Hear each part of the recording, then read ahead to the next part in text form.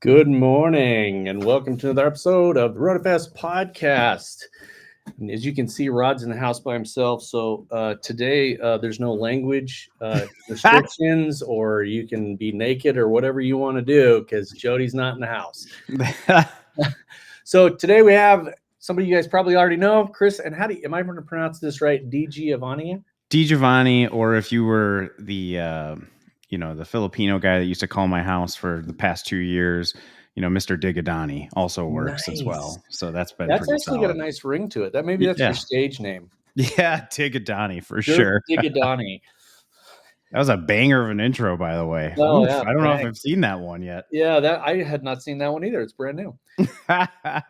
So today I wanted to bring Chris on because we wanted to talk about like a tech talk here. We get a lot of people that ask questions about, websites and CRMs and all that stuff. And I just kind of wanted to key in on some of the tech questions that we get that you guys ask. And so we're going to start by talking about, obviously websites. Mm-hmm. So can you kind of just run down what you guys do and how you guys do it? Because you guys do it very efficiently. I mean, you guys can get somebody up and running in no time at all. Yeah. I mean, just a tad bit of backstory is that, when my dad had a shop years and years ago, and we needed to work with a web developer, it was kind of always a pain to get a writer, a designer, someone on the SEO side to look at the site, someone to conversion rate optimize it, and someone to project manage that. And so what we do for ceramic coating, PPF, tint shops, mobile guys is we do the whole process, A to Z.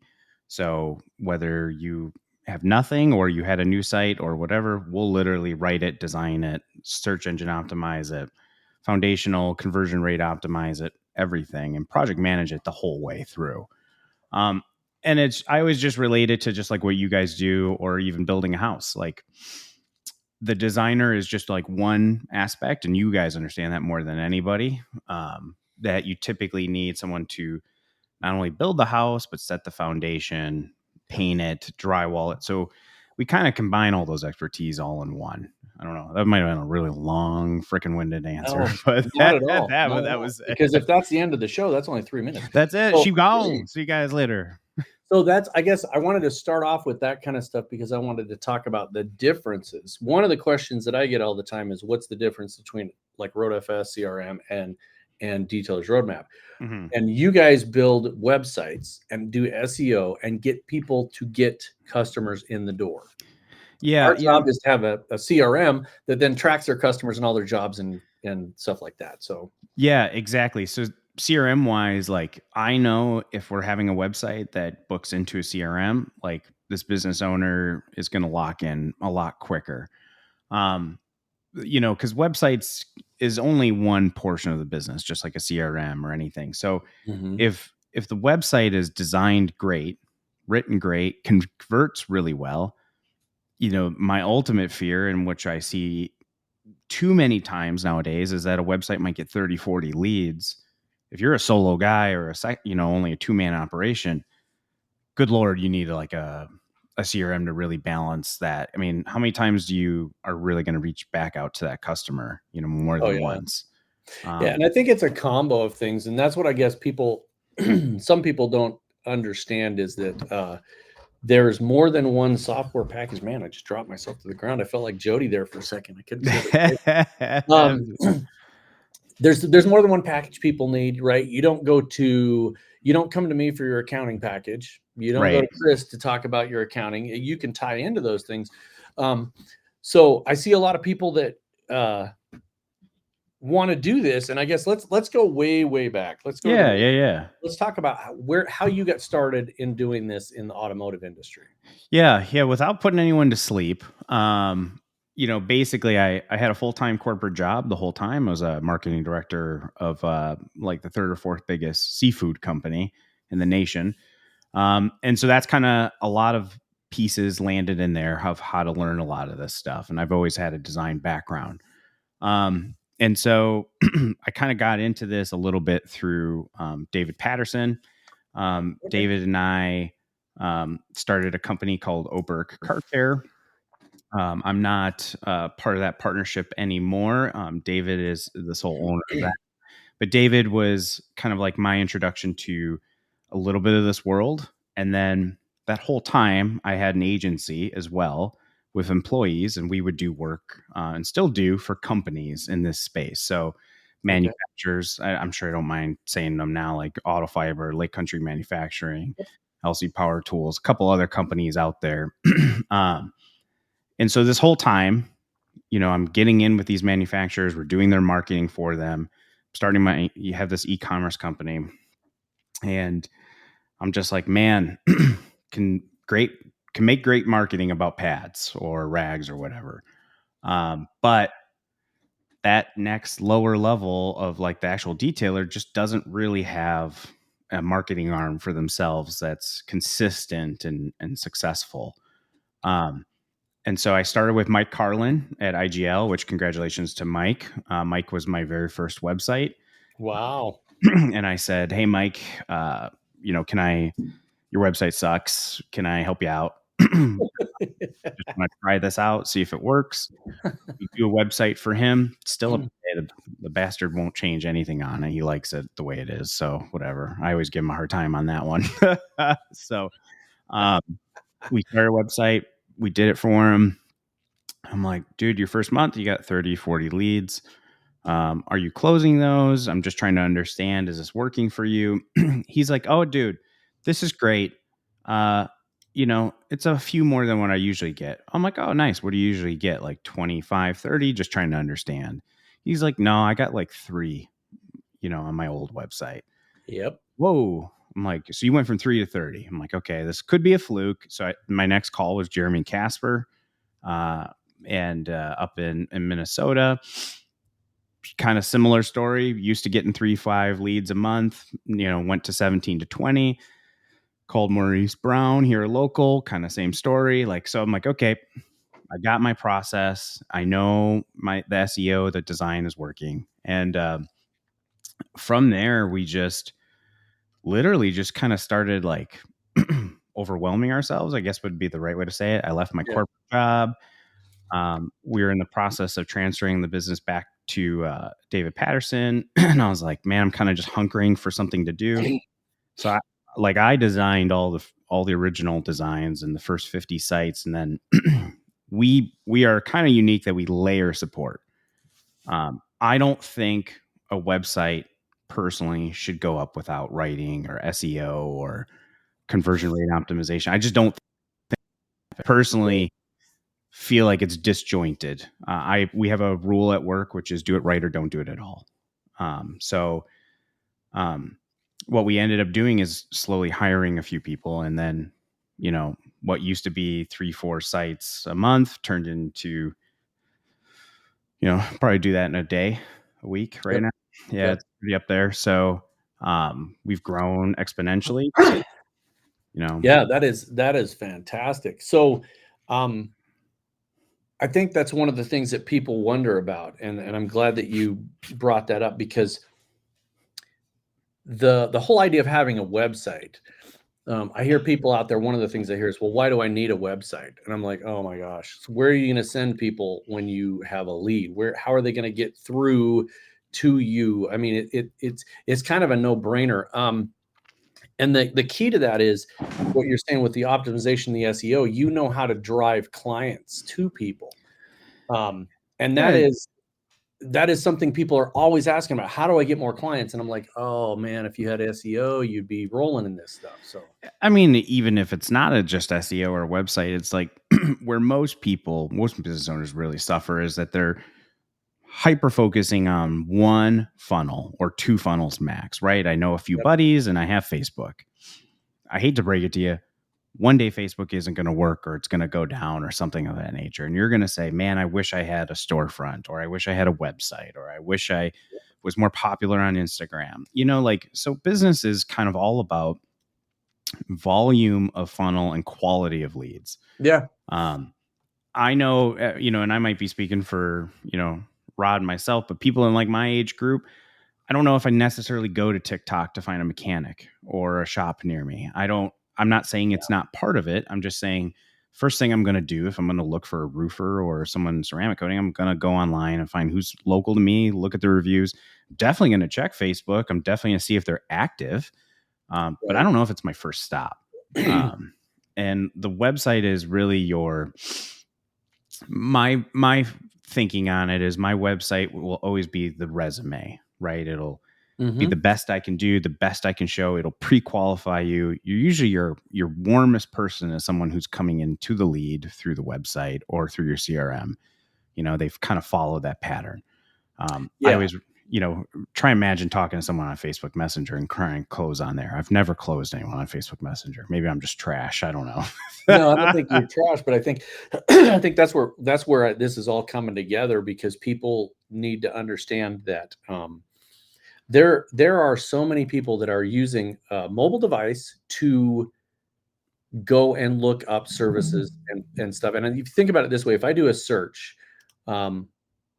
for anything, I don't care, somebody to fix plaster in my area, and I go look at the list of people, and everybody, if you think about this, if you look at them and you see that list of them and you click on it and they don't have a website, there's something that goes through your mind. You're like, oh, they're not legit.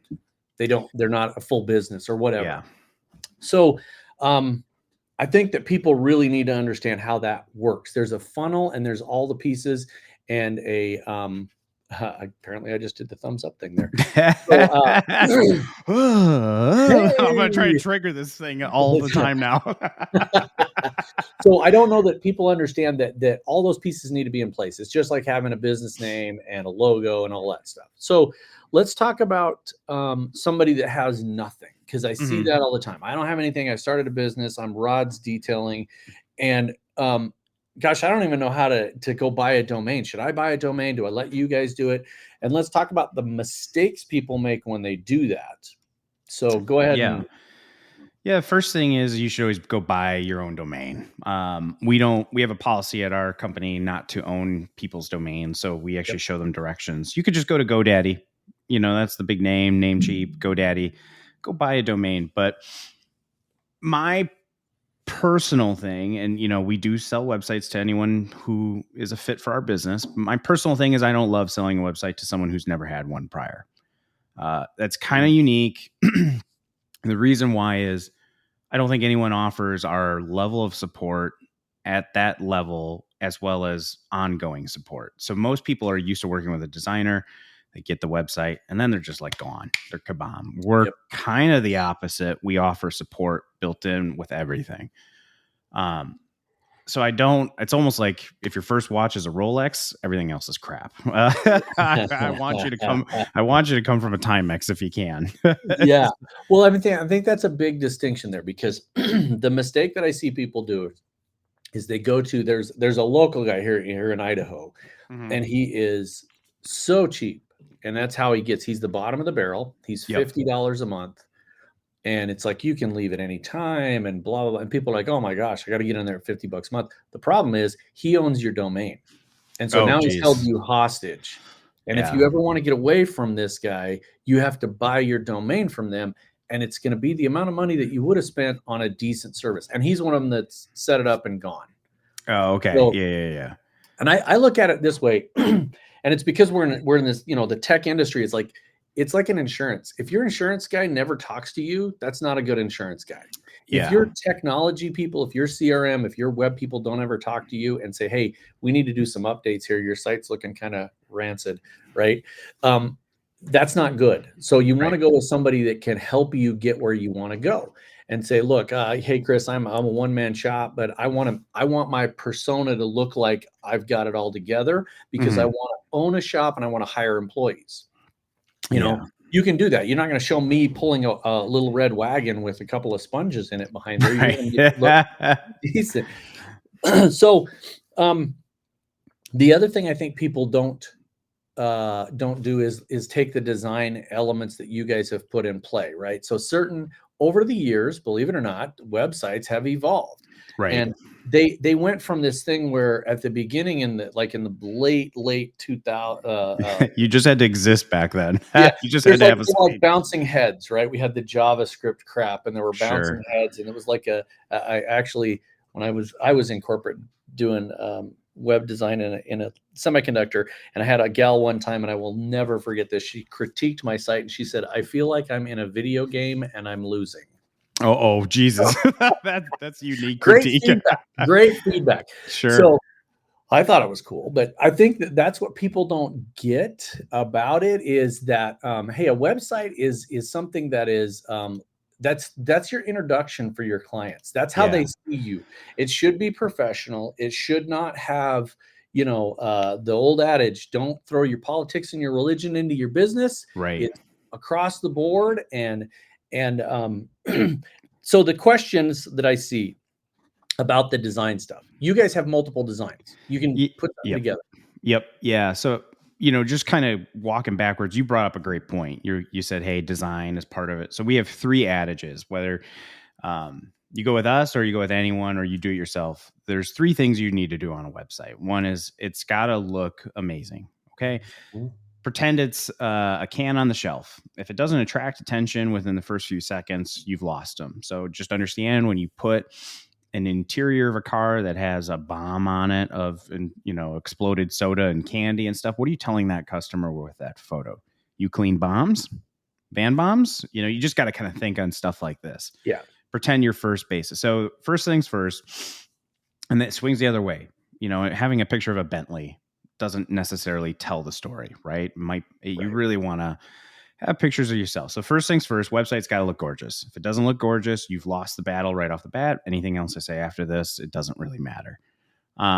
Second thing is we typically write around 800 to 1,000 words per page uniquely. That's kind of nutty. If you think about it, that means a 5-page site becomes a 5,000 word site. The real reason is A, it just takes that much to explain what you do. And 2, it's for SEO purposes. Just don't copy paste off of IGL or GTechnic or whoever. Don't copy paste anything. Just write your own unique stuff. You'll find you'll do a lot better. People, you'd be surprised. Some people actually do read stuff. I don't think a lot of people go through and read each paragraph, but you're benefiting yourself if you write 1,000 words per page. That's our minimum. That's what we do. And then the biggest one that screws up and that really helps software like CRMs and RoadFS is you need to ask for the sale. Book now, call today, get a quote. And it almost has to be annoying. I hate to say it. I hate buttons on a website. Nobody hates buttons more than me. But we typically put about 12 to 15 per page. Right. Call to action is what everybody's heard it. The buzzword is a call to action. What is... If you aren't saying, schedule a demo, get more info, contact us, do all that, because that's your whole idea of a website is you want people to go there to get to you. Yep. And if you're not providing them that opportunity in copious amounts, how are they going to do that? Right. I mean, and it really affects on mobile more than anything, right? 70% of the stuff is a scroll through. And I really just want to ask people, if you saw my level 1 ceramic coating at $1,000, do you want a consultation? Do you want to call me now? Let's do that. Let's track it. So you can have a gorgeous site. It could be well written, but if you don't ask for the sale, all the other points miss the boat. And so most people, when they have a site with us, they're coming to us because most of the time the website that they have currently is missing 1, both, or all 3 points. And if you don't do all 3, it's just kind of a missed opportunity across the board. Yeah. And I think that the other question that I personally get on people that are on the CRMs, and that is anybody's CRM. So make sure that people understand that, you and I are pretty neutral about this stuff. It's if you guys are using one of the other CRMs, Chris can hook you up with that. You don't have to be a RoadFS user to use Detailer's Roadmap. You don't have to, that doesn't matter. So you guys have ways to integrate with all of them. And I think that that's a key there, because having a CRM where they can go to your website and they can actually book or schedule, or however your particular CRM, whatever flavor that is, that allows your clients to go in and actually get work. And when you think about it, your website is actually doing your job for you. And the website, the adage that I love to tell people with CRMs, any technology, it's 24 hours a day, 7 days a week. It doesn't ask for a raise. It doesn't take vacations. It is working in the background to help you achieve your goals. Right. And These things are measurable. That's the key to this. Is it's not I see so many questions on the internet, which is great if you go to a group or a forum and you ask a question, but the reality of it is you should be getting those answers from your analytics. So let's dive into analytics and what that means. That isn't just how many people looked at your site.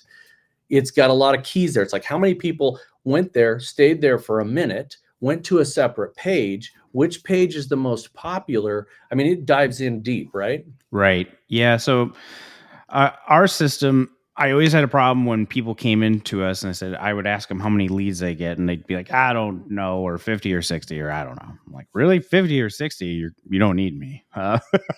So what most people don't have on their websites is they don't have a tracking system. So our dashboard will literally tell you how many people are coming in on a daily, a 7-day, a 30-day, how many people actually call you. So we can actually track the call buttons, and how many people fill out a form submission. And from there, I can tell you what your conversion rate is, what your traffic to lead rate is.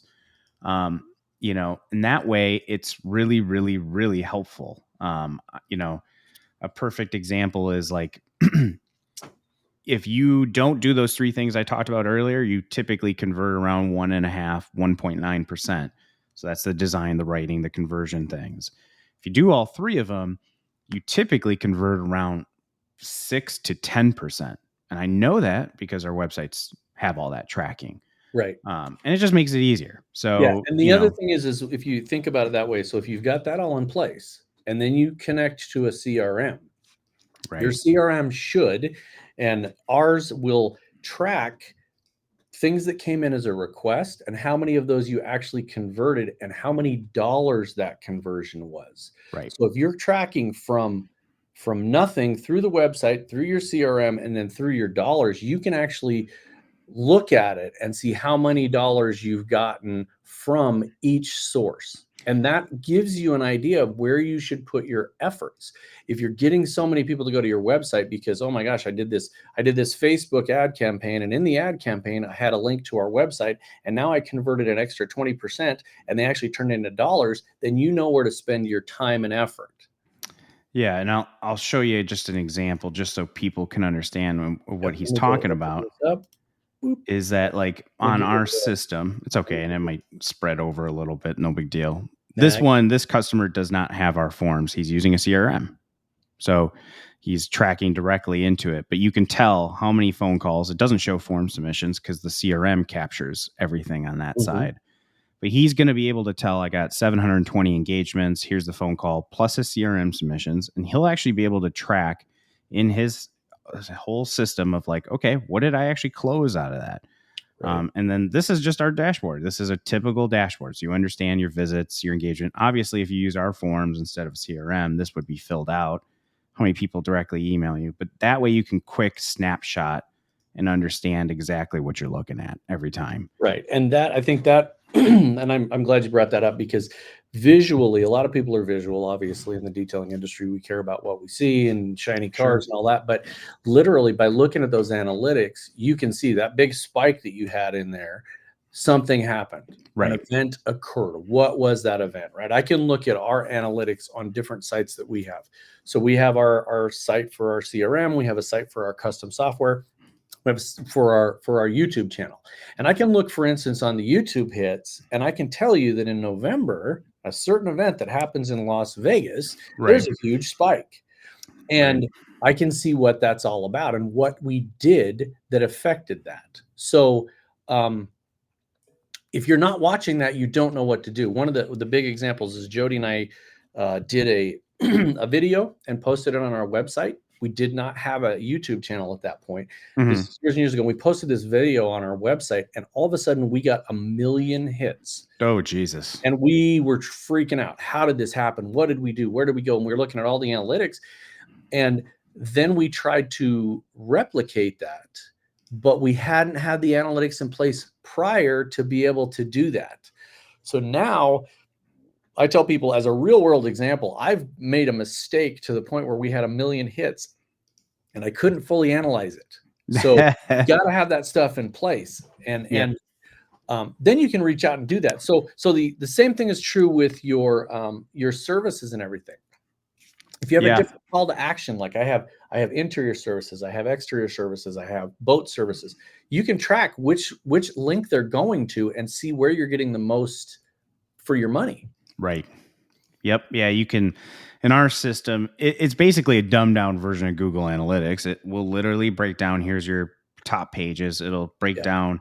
I can literally break down on that spike of in our system. You don't need us to do it. You can literally log in and say, I got most of this from Facebook or Instagram or an ad or a direct email, and I just want people to have that easy ability to access. And I don't think the options that were out there, at least when we started a few years ago, weren't really as evident and as easy as they are what we try and make it. So that's, I just want people to have that ability to understand and get it in quickly and then be like, make their decisions. And that's kind of our whole model is like educate and support. So yeah, and I think that is the big questions that that people ask, that they'll ask. Well, should I go out and just create my own GoDaddy or my own Wix site? And the problem is, if you are in the detailing industry, you're a detailer. You're not a web designer. You're not going to have the time to invest in it. By having tool set up. Yeah, it's definitely a time investment for sure. I mean, our average web build with writing, I don't mind telling people, is in the neighborhood of like 50 hours, give or take. Now that's for people that do it every day and write every day and design every day and conversion rate optimize. And, that's even with all the tricks we know. That's kind of what it is. That being said, I do still personally believe that, a Wix, a GoDaddy, a Square site, it's better than nothing. Yes, for sure. And on that level of I have nothing, if that's what you have to do to start out, do it to start out. Get something to start out. But then you're going to start noticing things you don't like. And how do I do this? And geez, I want to put a scrolling banner across the bottom or the top that tells people about this thing. What do I do? At some point, you got to turn to the professionals. It's the same thing that we do in the detailing industry, right? Somebody can go wash their car themselves. But when they want a detail, you want them to turn to a professional. Absolutely the same thing with technology. Yep. Yeah. I mean, I typically tell people like where our precipice point is like, if you're doing, a coding a month, a site with us would pay for itself tenfold getting into a second coat, just one coding. Yeah. So, that's where I tell people like, that's where it makes sense. I don't, not to discredit GoDaddy, not to discredit Wix or Squarespace. Somebody's got to start somewhere.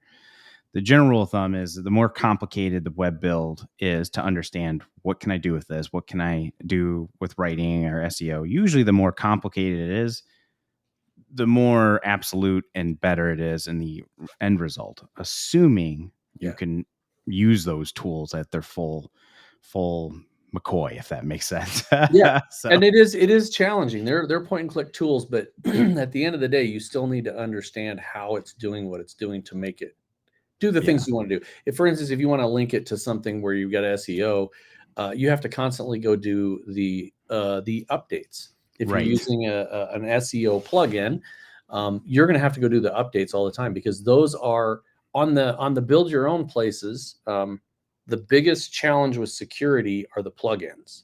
Yeah, like a WordPress for sure. Yeah. So let's talk about a couple of other things on technology as far as understanding design elements and what they do. Because a lot of people will be like, hey, there's this nail salon and I love the way their website looks and I want my site to look that way. So you hit on it earlier, but the big question is, why do I not want to post just pictures of Ferraris and Bentleys everywhere? Yeah. I mean, that's a twofold question. So I've been yelling about this for a couple of years, is that when you take a picture of a finished car, what are you telling someone who first comes in there? That you offer a clean car? Is that what you tell people? Or are you selling a Bentley? Or are you selling a Ferrari or BMW or whatever it is? So it hands down, by far, the best sites that we've ever done, the ones that convert the highest, that get the highest conversion top to bottom, whether that's traffic to lead or lead to actual close, is websites that show pictures of people actually performing paint correction or getting on a video, putting on a YouTube and putting it on their website of explaining what their ceramic coating 1, 2, and 3 package is. By far, it's not even close. It's not even in the realm of being close of a Shutterstock, or even just Shutterstock is so close now to just taking crappy photos of cars. I'd rather put almost Shutterstock on because crappy photos make it actually perform worse, to the point where I've had to say to a couple of guys, like, either you get a photographer in or I don't use your photos and I use Shutterstock. Photographers are worth their weight in gold, and I would say, you're selling a service, right? Let's talk about the Idaho guy, for example, that you brought up. If he's bottom of the barrel, but he really should be telling people why he's unique, what makes him special, what can he do. We're buying from people. This is a manual labor process until they make a robot that comes over and sprays the hell out of my car in the driveway, which ain't happening anytime soon. You're buying from people, you're buying from business owners. So those websites, here's real world data, typically convert. If you use a Shutterstock, you'll convert between 2 and 3%. So that means 100 people come to your site, you get maybe 3 leads. Mm-hmm. If you use your personalized photos, where you kind of have photos of you, but kind of just photos of before and afters, you'll convert between 4 and 6%. If you bring in a photographer and have them spend in 2 half days, you'll usually convert around 10 to 14. It's like not even close. It's just, right. It's astronomical. So, and it's not expensive. You can find a local photographer that can take some really high end photos and really not spend a ton of money. We have a guy here we've had on staff for 10 or 11 years that does photos, and he ended up, we didn't even know it, but the guy does he does all the stock photos for some of the companies in the detailing industry, like nice Buff and Shine, and he does Mercedes, and he does a bunch of other stuff. So they like you said, they're worth their weight in gold. And the key is, how much of a conversion do you want? Mm-hmm. Right? I mean, if you're a one-man shop, I don't want to go to you, Chris, and go, hey, I need to bring in 60 people next week, because now you've just pissed off a bunch of clients. So you got to kind of understand where you want to go and how you want to grow. Right. We one of the features on our CRM is this notifications, and you can send out a kind of like a MailChimp or a constant contact. And we had a guy call us in February and said, I'm dead. I got nothing going on. We helped him set up a campaign. He sent out an email about a special. And he called us the next day and he goes, man, I just booked $3,000 worth of services. And we said, that's great. He called us the next day and he goes, okay, we're up to $6,000. And on Saturday morning, he called us. He goes, I just booked my entire month. I need to limit this because it was open. And I'm like, okay, yeah, you need to business owner. I'm scared now. It worked too well. That's success, right? Yeah. And then the other thing of that is the back end of that is tracking the kind of traffic that you get and where they're going, because so many people offer 50 services and they only really sell 2 or 3. And if people are not using you for one of those services, why are you offering it? Right. Yeah. I mean, you kind of nailed it right on the head right there, is that, like, if people, so many of these business owners focus so heavily on the front, more lead, more, I'm busy, I'm not busy enough, I'm slow, I need more people in the front door. They forget about the back door. When you talked to that guy last year, you sold him a coating. Right. Why didn't we touch base with him on the 6 month, 12 month, 18 month? Because guess what? The average car right now is sitting around 2.8 years. I'm sure it's going to extend out to 3.5, maybe 4, just the way the industry is going. But if you're in top of that guy, even just once every couple months, automate an email or start a newsletter, that is the gift that keeps on giving. People that have already talked to you and they're already familiar with you. You don't have to, the cost is like, I think it's less than $3 right now to contact someone. And get and close that lead, right?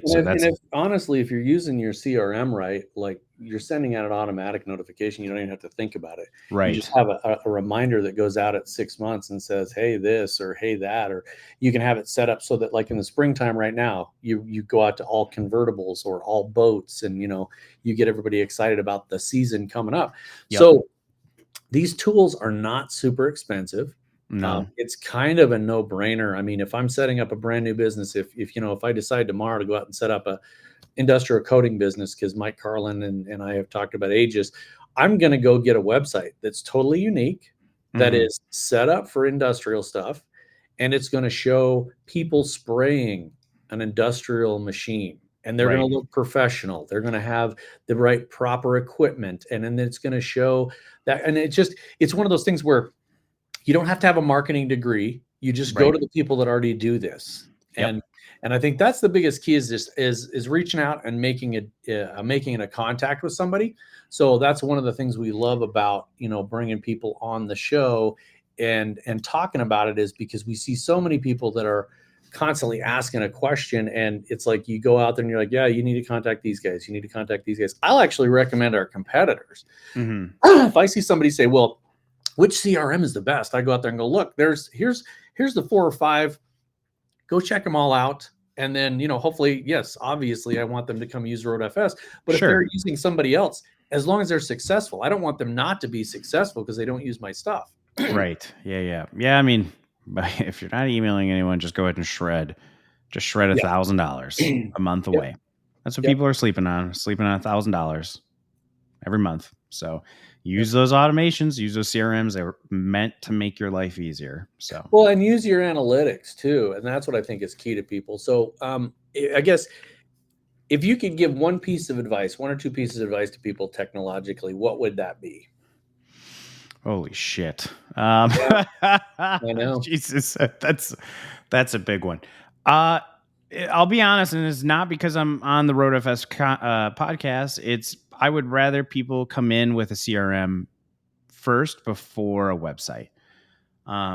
Usually, to me, if someone's got a CRM, and if I hear that, I know they're already preparing themselves to automate emails, to Yeah. follow up, to invoice. I mean, my first few sites, people are telling me too many leads, slow it down. Like, I can't slow it down. Like, the website works the way it is. Like, I can't do shit. Yeah. Like Yeah. tough shit. Like, Yeah. Well, how many? What do you want me to do? Just put a picture of me all over the site? Like, I can't do anything. Like, what do you want? So, like, to me, I swear to God, it's not because I'm not on this podcast. I've said this numerous times. Is like one of the best tools you can have is a CRM to take care of the stuff that we're weakest at.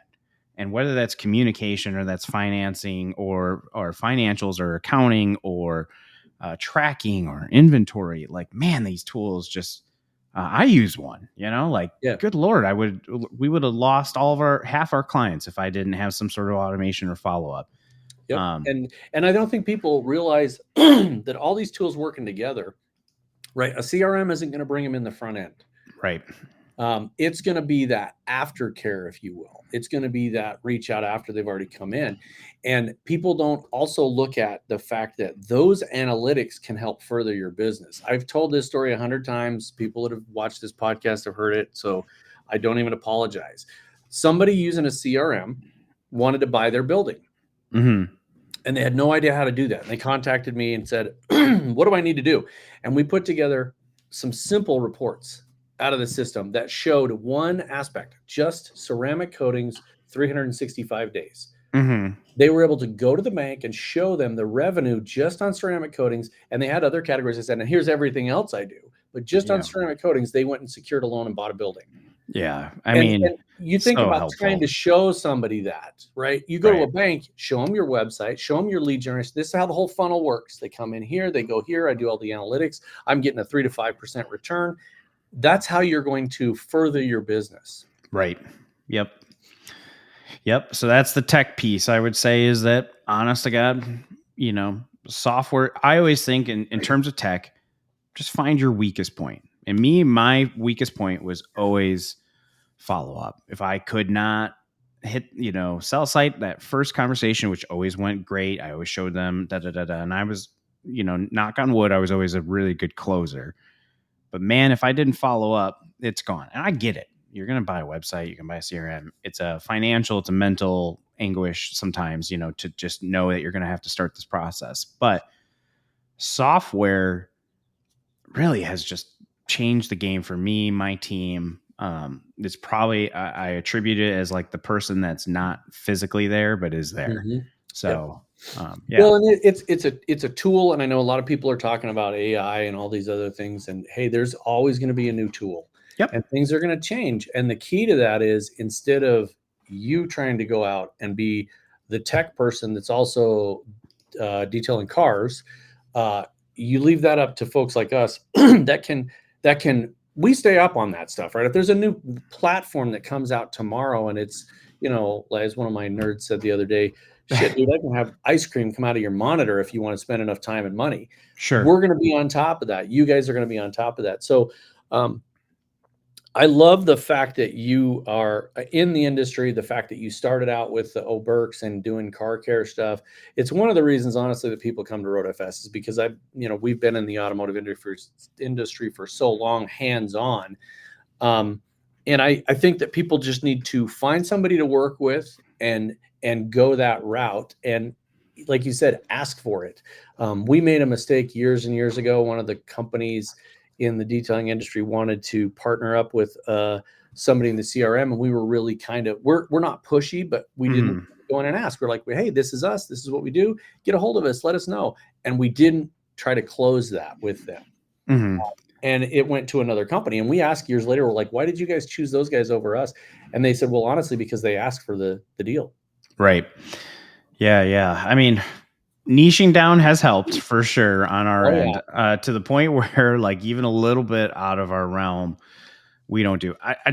We're not good. Like, I could build a website for an electrician or a roofer. Honestly, we're just so niched and so good at what we do that, like, our forms are built around detailing PPF, ceramic, and tint. Yeah. Like, if you tell us your primary tint, we have like a whole different form that we get information from. All the support personnel who are great, like Jenny, Maddie, I'm losing my mind today, Melissa, Pat, Serena, Nick. I mean, a lot of times these people are not in the detailing industry, but I literally go and send them to detailing training for a day. I literally take my staff and I say, okay, you're a new person. We got a new person starting in a month. Her first week's going to be awesome. And I'm going to literally force her to wash cars with us at a detail shop the week after. It's just something that we do that I don't want someone to talk to someone on our staff and have to explain to them what paint correction is. Right. I think detailers really appreciate that more than anything. And niching down is just easier for us. So yeah. And that's what, when we do stuff. One of the main guys in RoadFS is Curtis, is his name. And he's been doing this software for over 10 years. We've taken him with us, and it is eye-opening for them, but it helps them understand it better. Ben, one of our main sales guys, has been involved in it for years and years. And then we have an outside sales guy that's been involved in smart repair, PDR, all that stuff. Oh, sure. So, yeah, that's a whole animal. Yeah. But that's, I think the key is being in the industry versus, you can go find CRMs that are out there. I mean, people use House Call Pro, but it tells you what its niche is working on houses, not working on cars. Right. Why would you go to, hey, I want a new tool, so I'm going to go buy a tool that's for concrete and I'm going to use that to polish cars? No, you're not going to do that. You're going to use a tool that's made for polishing cars. And kudos to you guys. And a lot of the CRMs in this industry is like, you guys are really agile right now. Like House Call Pro, if you want maybe a feature, I don't know if you'll ever get it. Right. I don't, they're pretty happy where they are at. I mean, I see guys and other ones, like, you want something, no problem. I'm not saying we can make it due today, this week, this month, but we can put it in our roadmap or our spectrum and see if there's enough demand.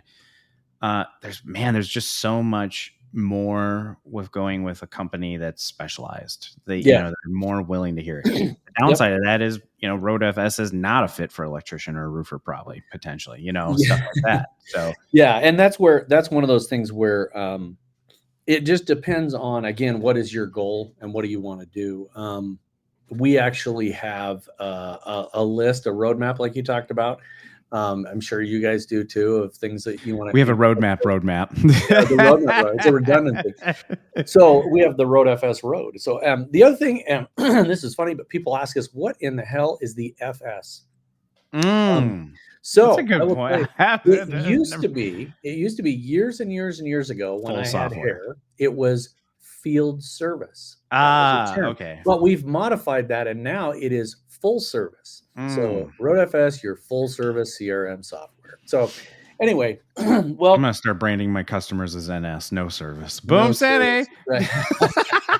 I want to bring something up. We're going to do a little shout out. We are our buddies over there at both Aaron and Alex Russell from the Detail Solutions podcast. They've put together these kind of waxes. You got little wikis and another one. We're giving one away. This is actually the 6th one. I was so fast that I was number 6. It's autographed. We're giving that away to whomever goes and subscribes to our YouTube channel, or for those of you that are already subscribed, get someone else to subscribe and then let us know. And we are going to give that away. Awesome. It smells awesome. I'm going to huff it for lunch. And, you go from there. Is there anything else you want to bring up before we bail on this podcast? Because there's a lot of questions out there. No. I mean, I'm trying to think if there's anything else I want to say. I'm not the only game in town. You know, we're not a fit for everybody.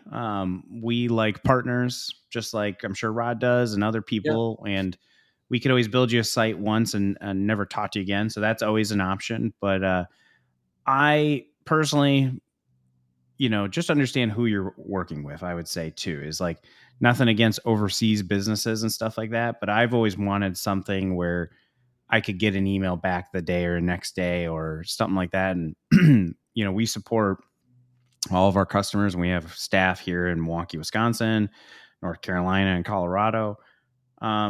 You know, just when you're looking at a website, just understand it's not just the visual. It's the back end. It's the writing.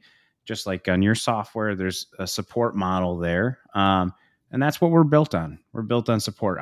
We are, I think we're one of the biggest out there, but I'm still, at the end of the day, we're super small. You know, there's what we probably do in a month is probably the biggest, but it compared to, you know, someone like a WebFX or something like that, what we do in a month, they do in a day. So, you know, my biggest thing is we try and treat our partners like gold, because we understand that's what keeps us moving every day. And, you know, I appreciate always the transparency that people bring in this industry. And I appreciate you having me on and stuff like that too. So that's kind of my MO. Absolutely. So go out and check out Detailers Roadmap stuff if you haven't. You know, these guys are what you see is what you get. That's one of the reasons I wanted to have you on here. Is appreciate it. What I would call a regular person, you know? Yeah. So do that, subscribe, like, do whatever. If you guys have people you want on the show, let us know. That's one of the greatest things is when you're like, hey, there's so-and-so that nobody knows about and they're killing it in you know, Wisconsin, which I've been to Wisconsin in the winter and it's not fun. I know. I might take a leave of absence here from Milwaukee pretty soon here. I've been screaming about it for a while. So this was not a fun year this year. Yep. And thanks for everybody for tuning in.